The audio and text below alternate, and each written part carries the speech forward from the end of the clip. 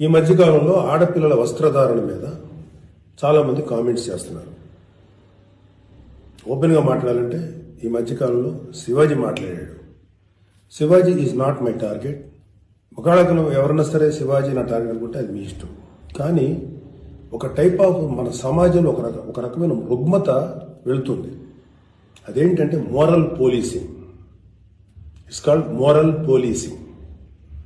ఎంత మిత్తులో బతుకుతున్నారంటే సామాన్య జనం చాలామంది ఈ మేల్ చావనిస్టిక్ సొసైటీ, మగ అహంకారంతో ఉన్నటువంటి మన సమాజం, ఆడపిల్ల ఎలా ఉండాలి, ఆడపిల్ల వస్త్రధారణ ఎలా ఉండాలి, ఆడపిల్లలు ఎలా మాట్లాడాలి, ఆడపిల్లలు ఏం మాట్లాడాలి, ఏమి మాట్లాడకూడదు, దీని మీద ప్రతి ఒక్కడు, అతను పండితుడు కానించి పామరుడు దాకా ప్రతి ఒక్కడు ఆడపిల్ల ఎలా ఉండాలో మాట్లాడతారు.